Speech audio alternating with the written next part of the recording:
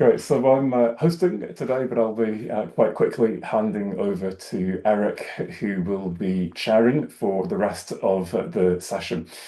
And the idea of this is to think together about what next. What is likely to happen? What would we like to happen? And to turn this from thinking to action through what I hope will be a very much agenda-setting paper that many of us will hopefully be co-authoring based on today.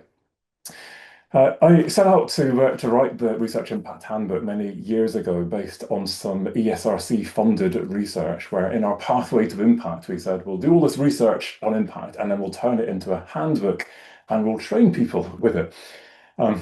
We used to train with a ring-bound,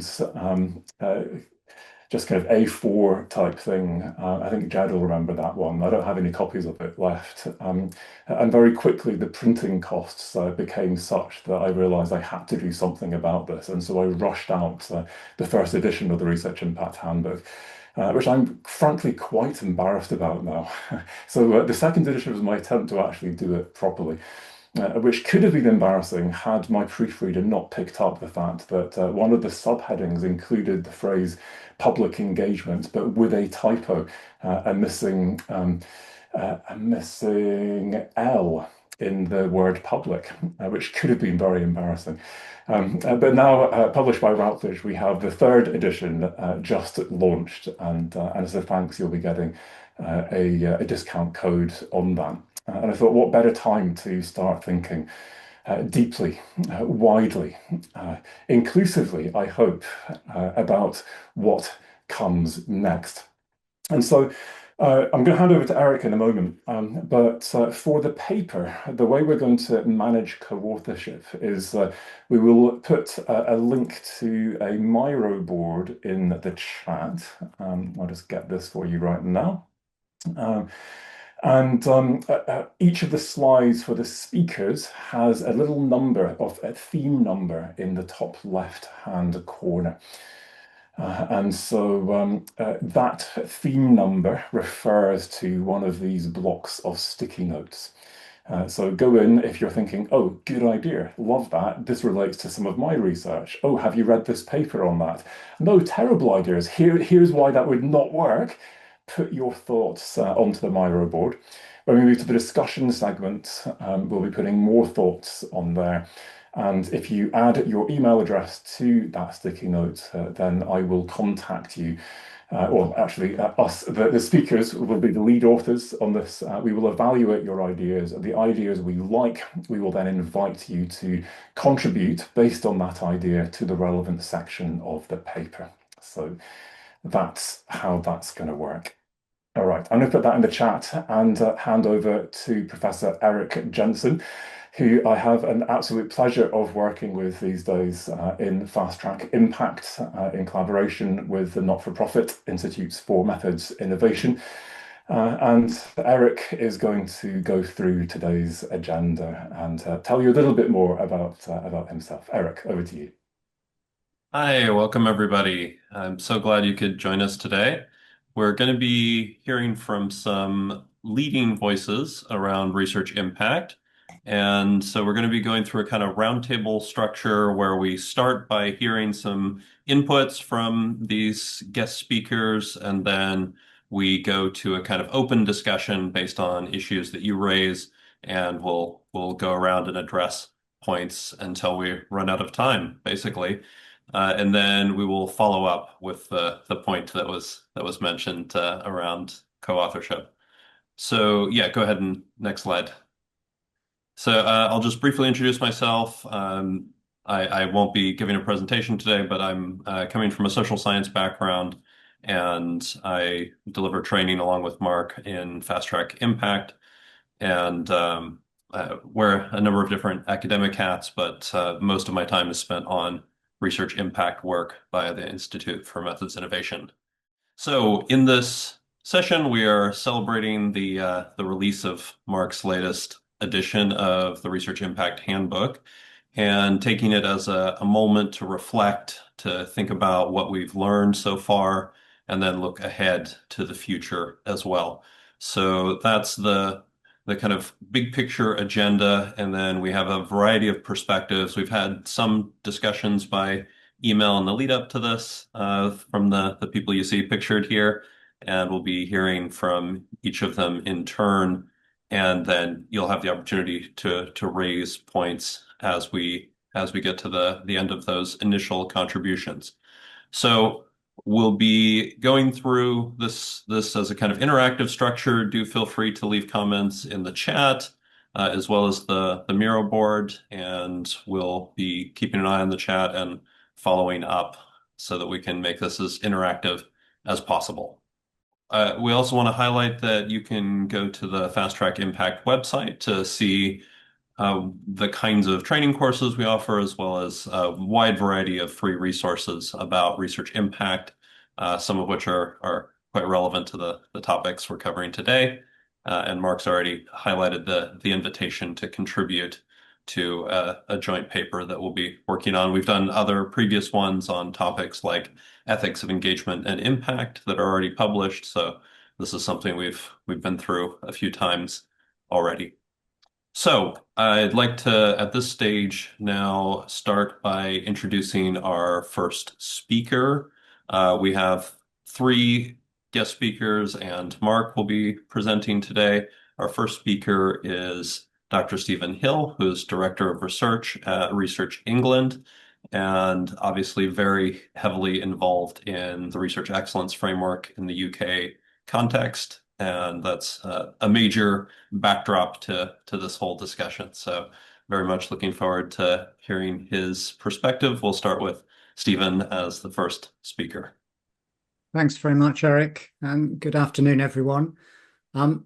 So I interpreted the question for today's event as to really think about the direction that research impact is heading.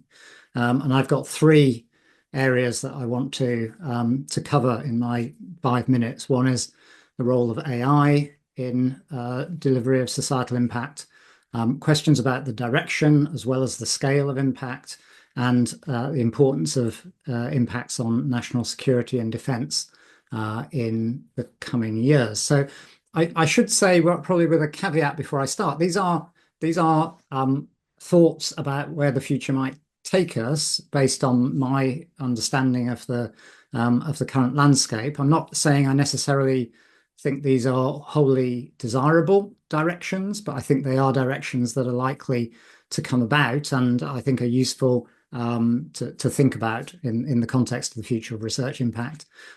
And I should add the other caveat that these are absolutely not policy prescriptions. So I'm not saying at all that Research England or UKRI is wanting to move particularly in any of these directions. So they're prompts about the future as far as I'm concerned. So the first one, that AI will be leveraged for the enhancement of societal impact from research. AI is set to transform research. I think that's for me, a kind of given. I think that will happen over the coming years. And I'm not necessarily or even exclusively or wholly talking about the tools, the generic AI tools that we have all come to know, like ChatGPT or Google Gemini or whatever. What I think is the signal that we should be paying attention to is the development of bespoke and tailored and extremely capable tools based on AI that will influence research and impact trajectories for the future. So to give you an example, there's a US philanthropically funded not-for-profit called Future House that's developed an AI-based tool that will actually carry out research and discovery autonomously. So in the proof of concept paper that was published on this, they gave that tool a generic target, which was to identify a treatment for an eye condition. And that tool was able to generate hypotheses based on the existing literature, design experiments, to test those hypotheses, refine hypotheses, propose further rounds of experiments. And ultimately, in that proof of concept, generate a drug candidate for that eye treatment. Now, there's lots of interesting things we could say about this this example, but what's particularly interesting for me and pertinent to our discussion is that that example started from impact. Impact was up front in that. Solve this medical condition was what the AI was asked to do. Not investigate this research problem, but solve this medical condition. And I think there's enormous potential as well as risks that need to be managed in this space around use of AI in research. And I think it's really important to remember the message, one of the key messages from a US academic, Ethan Mollick, who wrote a really interesting book on AI called Co-Intelligence. And one of his key points is that we always have to remember today's AI is the worst you will ever use. It's constantly improving. So if Future House's approach is possible now, more will become possible in the future. My second point is that the direction of impact, not just its scale, will feature in impact assessment. So impact has become embedded in a lot of research systems globally, and that has increased the extent to which it's used in assessment and evaluation, not just in national research evaluations like the UK's Research Excellence Framework, but also in promotion and hiring within the academic context. But that assessment of impact has focused up till now very much on the scale of impact. In the UK REF context, that's conceptualized as reach and significance. But this is entirely about how much impact has been achieved without really addressing the question of the direction and the potential negative consequences that have to be traded off against benefits. And I think I can see both of those things becoming more important in assessment in the future as governments seek to really steer the research system in particular directions. And I think you can debate the pros and cons of that, but I think it's a trend that is likely to occur. And I think that again, there are opportunities and threats here. I think others will say more about the negative consequences or the trade-offs of impact and the ethics of impact. But I think this focus on direction gives us an opportunity to really look or require researchers to look at those trade-offs when they're thinking about the impact. And the third area, which I think is related to my point about direction, but takes us into how research and impact is likely to be situated in an evolving geopolitical context where national security, defense, and sovereign capabilities are becoming more higher up the agenda in research policy debates and discussions. And it seems to me inevitable that this will turn towards impact as well, in that there will be increasing value placed on research impacts that contribute to those broad agendas of security, defense, and sovereign capability. And that is likely to alter the way in which we think about impact and assess it. For example, many of those impacts may well not be suitable for broad dissemination in the public domain, and that will have impacts for the way in which we consider impact, the way in which it's assessed and rewarded. So those are the three areas. I think they are trends that we will need to look at for the future of impact. As I said at the beginning, whether they're good trends or bad trends, I think we could have a long debate about that. But I think there are three things that we certainly need to be thinking about. Thank you. So we'll now move to our next speaker. We're going to have, as I mentioned, a series of interventions, and then we'll have a kind of roundtable discussion. So our next speaker is Professor Emanuela Reale. And Emanuela has a lot of experience around research evaluation. She's co-editor of Research Evaluation and an internationally recognized expert in that topic, as well as societal impact, funding models, and governance of research systems. I'm pleased to introduce Emanuela, please. Thank you very much, Eric. Yes, I try to be very short in this presentation. Just to say that this thought come from is forward thinking about the content that is inside one recent paper developed by the Quora Societal Impact Working Group in November 2025. about transformative research assessment, integrating societal impact into evaluation frameworks. My contribution is to go forward from these contents and try to discuss with an holistic vision the type of innovation in R&D policies that we need for academic research to enable impact. So the first point is that the move in the future should definitely be from generating impact to enabling impact. This is the main attention we should have, because we have to deal with uncertainty in our field, uncertainty about research effects and impact effects, and also about the causality. So it's the problem of understanding how the causality of impact is. And so the most interesting efforts from a scientific point of view is, but also from a practice one, is to look at deeply inside how to enable impact. So integrate impact to evaluation framework means to move from detecting the actual impact to settle conditions that can help impact to occur. And there are three main items, pillars, let's say, that we have to pay attention. The first is that you need new policies for research funding. It's not only a problem of integrating impact into research funding and into research and the design of research funding instruments, but also to move on to the different policy design of research funding.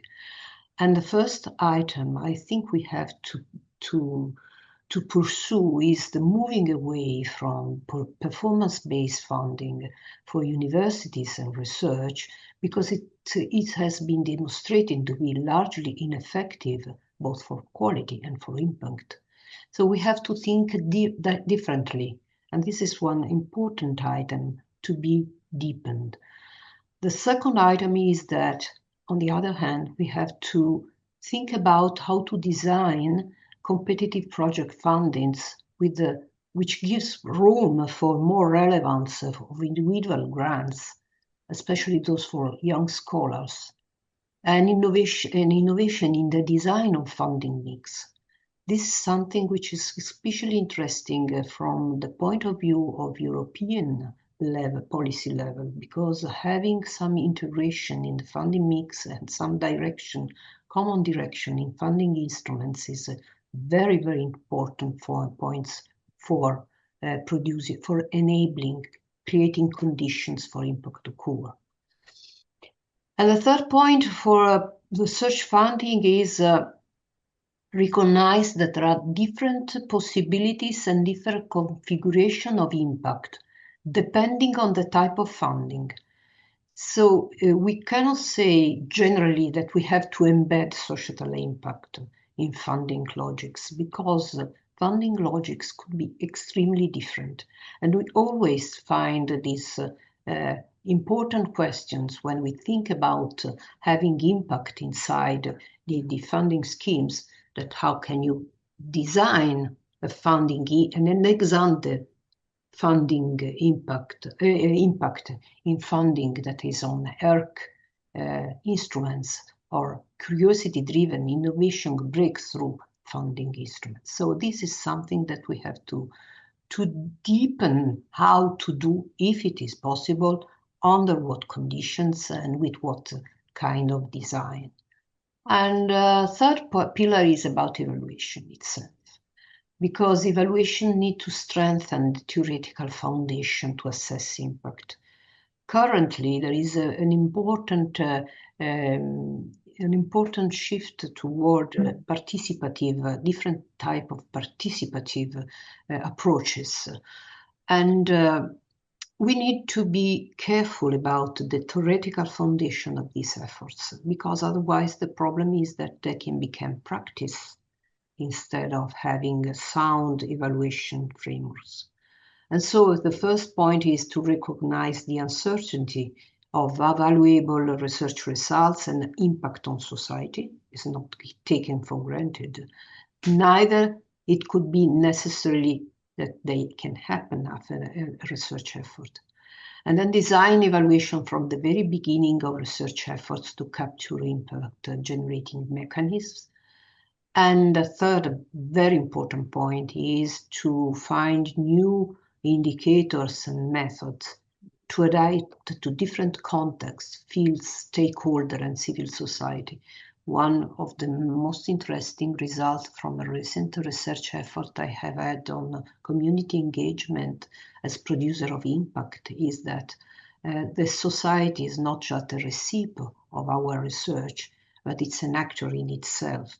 And the difference between this actor, which is civil society, produce very different effects and very different impacts from the same type of research and results. So the last point is about cultural change, which is the most difficult ones, because the cultural change should invest all the actors of the R&D system. So on the first point, building an institutional support for impact means to have some institutional innovation in our academies, in our universities, which is not simple, because it's not only the fact to have professional support for impact, but also to study how to involve researchers themselves in this support for impact. So it's something that is transforming also the academic profession. That's the other point. So academic rewards for impact is very, very important because it should reshape the professional profiles of university, of the academics. And also should be a point to be recognized that actually at the moment we look at very, very strong inherent tension between excellence, the push for excellence, and the impact and the push toward impact. This must be acknowledged and to some extent managed, not for eliminating tension, but recognized tensions means that we have to deal with this kind of problem. And then the last point is, are we ready for these changes, for these cultural changes? I think that the community, meaning our academic institutions and our colleagues are more or less moving into the direction of having impact and societal impact inside their effort. But policymakers are aware about this innovation and these changes, transformative change that they should face. And this is another point that will shape our future. Thank you. So I'm pleased at this point to introduce our next speaker, Professor Gemma Derrick, who's done a lot of really influential research in the space of societal impact of research. I know her work's had a big impact on Mark and me. We often discuss, especially the concept of Grimpact. So very pleased to introduce and listen to what Professor Derrick has to say. Over to you. Thanks, Eric. And Eric and Mark, I'm sure I can rely on you for a testimonial from my impact case study for REF 2029, perhaps. So I come from the perspective of looking basically in the past in order to predict where is going in the future, especially in relation to impact. Here in the UK, you only need to look at the furor around PCE, now SPRE, to note how aspects of research culture has been the focus of much of the debate around audit of research. And, you know, the idea of impact, although impact has been quite commonly at the forefront of much debate since 2012, when it was first proposed as an ex post formal criterion for assessment under REF, to know that impact is not a bother so much as other aspects of research culture. So I'd like to think back and look at what I call the phases of societal impact evaluation. And this has been done with myself and a couple of colleagues when we've been looking at all the literature that we have been able to find and we have read over the past 4 phases. And we've been grouping them specifically into different themes that in a way exhibit the evolution of impact as a concept for evaluation, as well as its civic and institutional position as an evaluative tool, both as a carrot and a stick in institutional and research culture. So the first one, we see this around, the 2000s to 2010 mark, when people are going, should we evaluate impact? Is it important? How is it important? Yes, there's a moral argument for this. It's associated with the researcher's responsibility to society. You see a lot of Nowotny's M1, M2 kind of research environments where we are moving from a traditional mode of blue sky research to something that's more, orientated towards challenges and societally focused. And we see that happening in the first phase of this literature. And then for the first stage, we move to the second. Okay, so we are all on board that we should evaluate this. And then you see a lot of debate of, how do we evaluate this? And of course, in this conversation, we have ideas about, that we don't have indicators to evaluate impact, so therefore we can't evaluate it. And on the other hand, they say we don't need impact indicators. We can do this subjectively. We can do this with narrative base, and the whole argument between, what they termed at that point the quantitative versus qualitative approaches to evaluating impact, even though we know now in retrospect that it's not so simple as having two camps. Here is the idea that evaluation should not necessarily burden researchers nor burden organizations, and it somehow should be cost neutral. And so we see the focus of this argument coming towards an idea that a research evaluation of societal impact should be efficient as well as it should be robust, as if these two things were ever achieved in combination with themselves. And of course, back to between phase 2 and phase 1, we have these arguments of, well, if we can't do it or we can't figure out how to do it, then maybe we should not do it. And so you see this argument between whether we should and how we're going to do it, going backwards and forwards for several times. And then, of course, phase 3 is usually happening after research impact or some point of ex post or ex ante research impact has been associated into reward structures, all from the idea very early here in the UK to have a pathways to impact statement with all research council grants, as well as including it in the Horizon Europe kind of approaches. And you see the same sort of thing with the adoption of the concept of broadening impacts or broader societal impacts under the NSF and things in the US. Similar things happen in Australia, both in the ex post and ex ante, in their times of having to demonstrate the value that this research will have in the public. And also the idea of ex post is it's after the impact has been occurred, the idea that we're going to value how that impact, is associated with achieving particular societal benefits. And here we get a very, very, very compliance-led approach by researchers and research organizations that are in line with the definitions or the guidance that is given up. 2014 was adapted to 2021 to make it more inclusive, and therefore this translated into a way that institutions are orientating themselves to encourage or else incentivize these kinds of behaviors. It turns same sort of with ex ante impacts, where the guidance of what goes into the pathway impact statements and the future evolution of we're going to take away the separate pathway to impact statements and make sure that impact is embedded throughout the proposal, which is usually considered the domain for scientific excellence, which is in this phase considered as separate for societal impact. What we see here is that the formalization, both gradual and quite explicit, into how impact is recognized as an important part of an academic career, and how institutions are jumping on the bandwagon, making sure that they hire, that they promote, and that they attract certain investment to ensure that their researchers are going to increase the impact, because that they know that there's a direct reward for them via through ref or by attracting students, or indirectly by attracting students, or more directly by encouraging investment. And in a way, we're still very much in this phase 3, especially across the Western world specifically, where the tension around research capacity of universities in light of the current financial situation of many universities, both in the UK, Australia, and elsewhere, about how we can balance the incentive and the certainty that we'll create the structural conditions necessary to push our researchers to create impact, at the same time as we're balancing their other responsibilities associated with civic responsibility and teaching.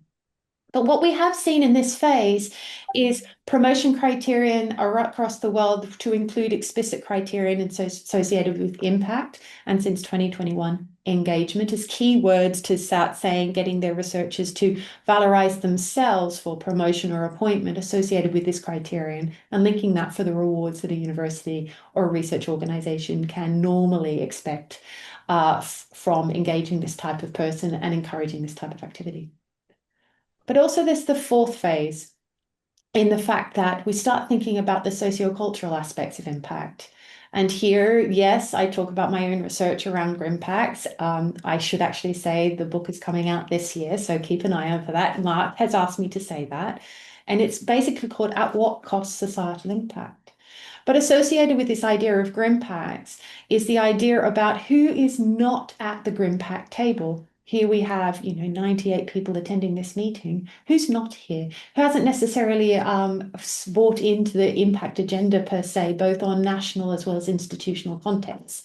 And most importantly, what are the EDI components of impact? Are we encouraging impact generally, or are the policies that we use on the institutional national levels to encouraging impact disproportionately affecting some people rather than others?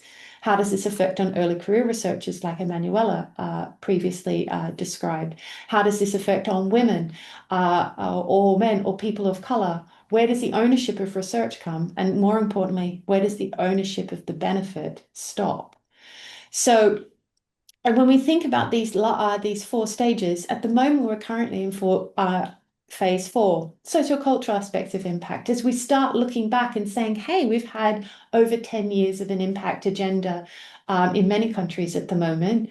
Who's not involved? How can we encourage them involved? And more importantly, back to phase 1, should we do it in the first place? So that's thanks, guys, for having me, and I'll pass back over to Eric.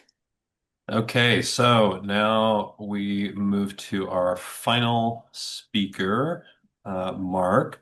So Professor Mark Reade is a professor at SRUC, Scotland's Rural College, as well as a trainer at Fast Track Impact. And I'll hand over to you at this point, Mark. Wonderful. Thank you very much, Eric. And yeah, so fascinating. What a privilege to hear such great thoughts and to be able to engage with this now in discussion. Welcome to some latecomers. We sadly didn't have our large meeting add-on working, so a few of you've just joined. Yeah, you'll get the slides and the recording, and I'll put the link to the Miro board back in the chat in a moment. But I'm thinking 10 years ahead. It's about that long since I published the first edition of the Impact Handbook. And I've got 5 points, which I'll keep fairly brief. The first is that I think our research funders need to get much more serious and put their money where their mouth is when they say that they care about engagement and impact. And actually require some kind of evidence that where we are working with external bodies, that there's been some form of co-production, that there's been that pre-engagement, and that's been done sensitively, effectively. I'll come on to the ethics in a moment. There needs to be money ring-fenced for targeted at engagement and impact. I have seen some funders that have made recommendations of, say, 10% of the total amount that they expect to be given over to impact, for example. And our university partnerships then hopefully follow. What we tend to see is that universities invest where funders invest. And my hope is that this means that we begin investing in much more inclusive partnerships, which are just as much about the vulnerable, marginalized, and other groups who want to benefit from our work, as it is about the industry and influencer type people that we tend to focus on in these partnerships. Gemma's talked about her work. As Eric said, it's influenced me a lot. I am looking forward very much to the new book, Gemma. But the last paper that we wrote from a workshop like this was led by Eric, and it was on the ethics of engagement and impact. And I think that one of the key things that we need to think about here is both in the funding and internally within the university context. In the funding kind of context, I think that we need much more in the way of stringent checks, but also the training for panel members and researchers themselves to make sure that we are doing this ethically. This isn't just about the obvious grim pact that could go wrong. As Gemma said, this could be the sin of omission, that we just forgot to include those people that everyone always forgets. But there are ways and means, and you'll see in our ethics paper some ideas and some thinking around this to start doing checks on this in a proportionate way. If I had to put every interaction I had with a policy person through an ethics check, I wouldn't be able to move. It could, of course, block impact and engagement. But done in a kind of more triaged approach, I think this can potentially avoid some of the worst mistakes that we can quite easily predict and avoid. I'll put a link to this blog into the chat, so I won't go into it in too much depth, but ahead of the one of the consultations on the Research Excellence Framework, I wrote this, and it's effectively a call to say, how about we give researchers universal basic income? So it's drawing on this idea that when you give money to people and they don't have to focus on the stuff that just keeps them in their job, you get a lot of creativity, and give people allocations of funding from PhD students to profs. Everyone gets the same. Actually, what would happen? I think we'd see an explosion of creativity, and some of that would be in the impact domain. This links then to some of the stuff that Emanuela was talking about in terms of delinking funding from performance when it comes to impact.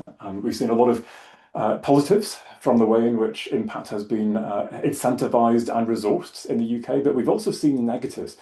And the majority of these negatives come from the fact that we are being so strongly incentivized to create impact, almost at any cost. And so the suggestion here is that we still create case studies, but it's a public record of impact. And we publish the ones that are good enough, and you get funding based on submitting the right number of good enough impact case studies. So we are no longer doing this based on scores, and also not publishing the very poor ones, which are actually kind of embarrassing, with no health warning on them that, yeah, this isn't really what we want. And then finally, the idea that resources for impact are very patchy. I've worked across very well and very poorly resourced institutions when it comes to impact. And I think that building some kind of central service, a team, a set of products, tools and such like, could actually help level the playing field for all researchers to have a similar level of support when it comes to impact. Okay, so on to the discussion. We've got about 10 minutes for this, so we're not going to have a lot of discussion in the room, but as explained previously, we have the Miro board. So for the latecomers, apologies again for our technical issues. The Miro board is linked here. I'm also going to put the slides in the chat. So I think you should have got this by email, but in case you didn't, you'll have them. And that's where these themes have been derived from. And so in the chat, questions, and we'll put these to the panel. Eric, have you had a chance to have a look through the chat to highlight some questions? Yeah, put your thoughts on the Miro board as well as in the chat, some great things in the chat. Remembering the way to get into the paper is to have a good idea on the Miro board with your email address, and then the ideas we like as lead authors. The speakers will then invite you to contribute those ideas to the relevant section of our paper.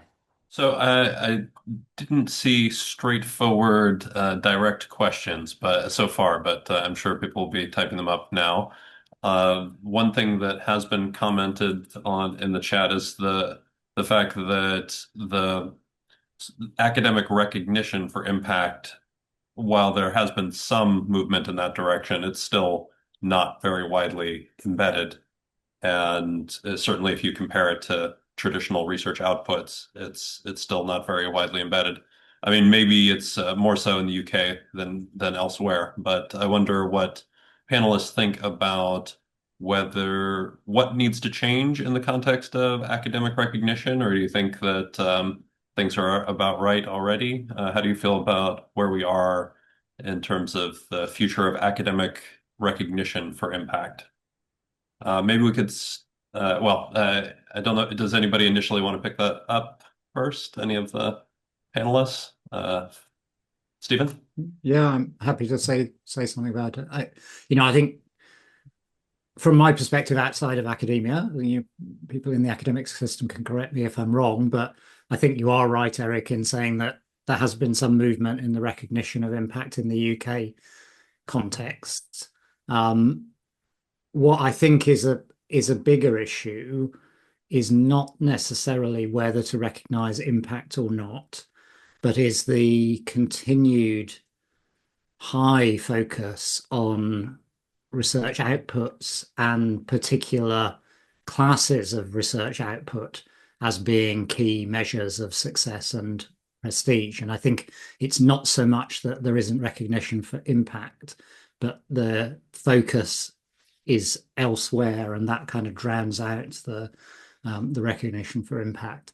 But I would say, in response, Mark, to one of your points about moving away from assessing impact, you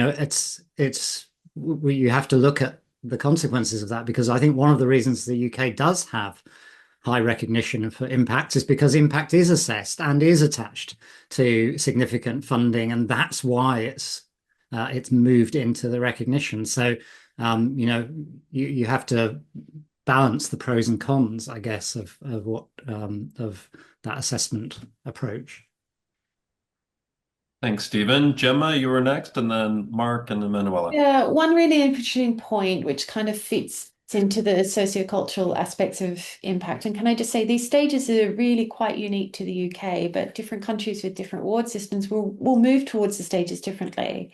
One thing that is perhaps of consideration here in the UK and other countries where there is both a force for researchers to engage in impact activities and also professional recognition, differing is it, there is the danger, and we're seeing this starting to emerge now, of an oversupply of research ready for impact and not necessarily enough of the implementation to filter it through. And what that does is there creates an uneven playing field where policymakers might perhaps be aware of a researcher's need to create impact and in a way use that in exploitative sense to assume that researchers will supply for free.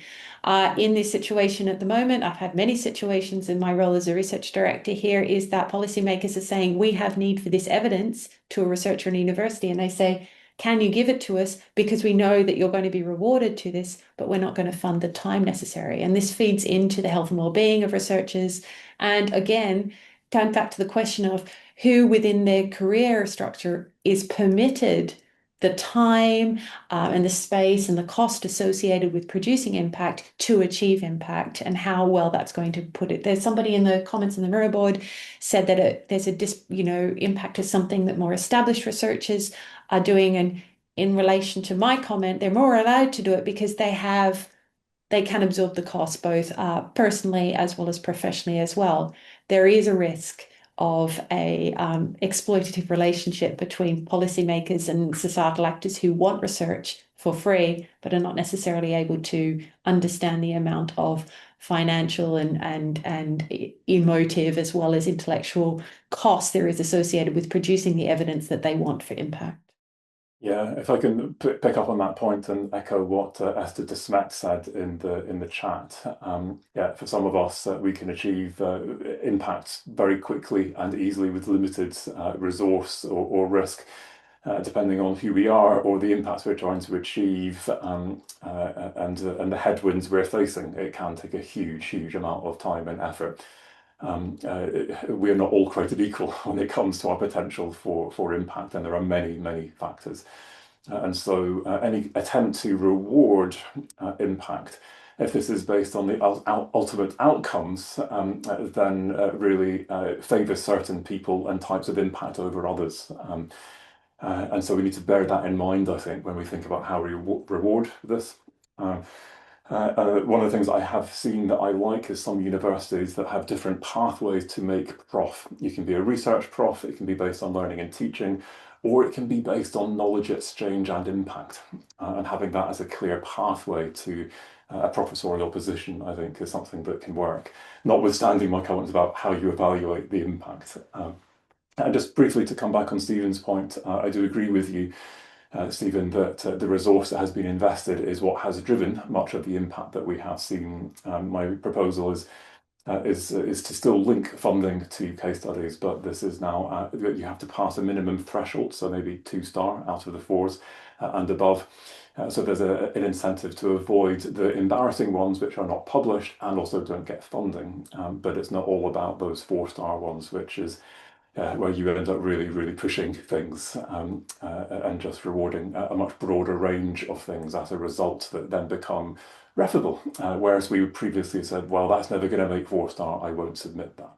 I would also take some questions coming from the chat, this problem of the recognition for impact. There is a first item about recognition for impact or for pathway or productive interactions.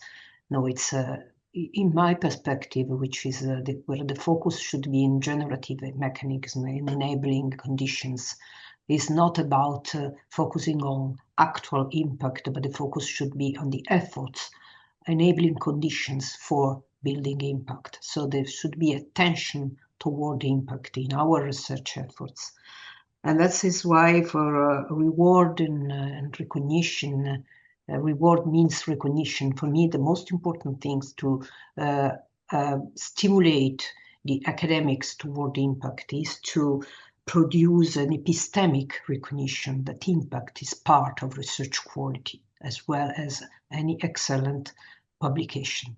That's a very important cultural change, and that's not easy. It is an additional activity, yes, definitely, because the time of impact is not the time of the research.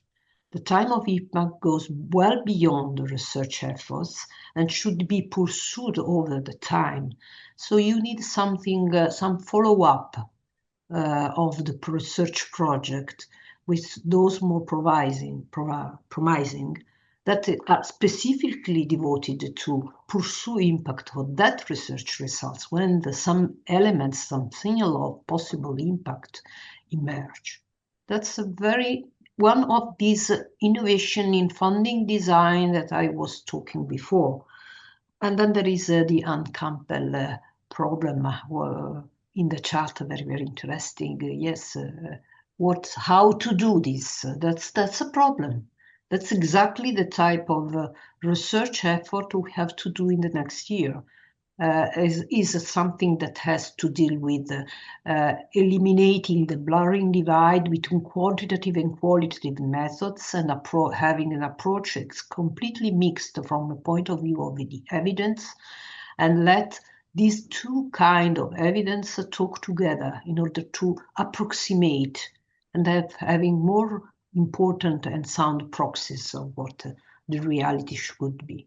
Are there any other thoughts from the panel on, picking up on Anne Campbell's question, any thoughts on what a redesign from a retrospective approach to one that focuses more on prospective? I think Emanuela's point about rewarding enabling conditions for impact would be one example. I wonder if there are any other thoughts on what a different model might look like from our current in the UK context of focus on retrospective reporting.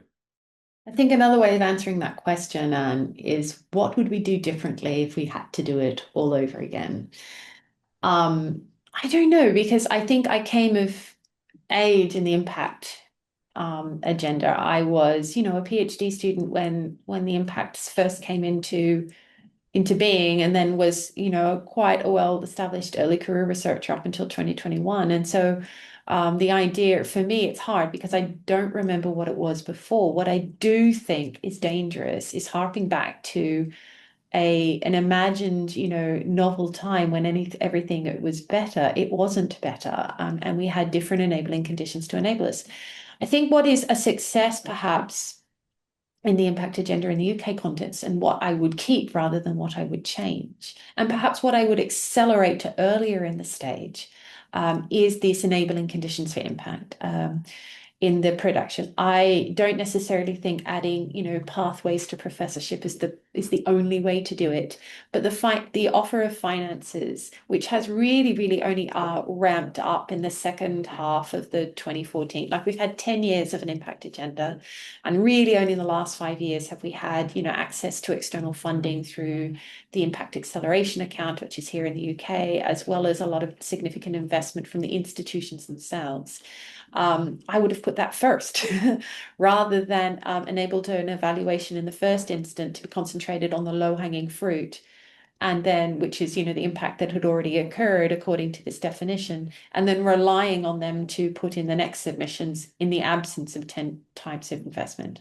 As Emanuela said, the time span of impact is different for research. And yet when we first started doing it, we were assuming that they were one and the same. We talked about time lag. There was the research about 21 years between publication and impact, etc., that were based mainly on a health and medical research kind of perspective. In that way, what we're seeing now is a lot more impact coming from more nuanced impacts associated with engagement or policy, etc. But that is only because we have had the benefit of investment in the last half of the 10 years that we've had. So yes, if I was to do it the first, again, I would put the investment first and the evaluation later, rather than the evaluation first and the investment later. So, Stephen, you might have a different idea from researching. Very briefly. Yeah, I think there's a lot of truth in what you say.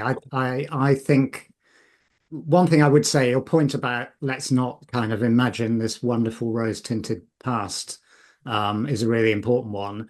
I can remember in the very early days of what we now call the impact agenda, I don't know, I'm talking 20 years ago, 2007,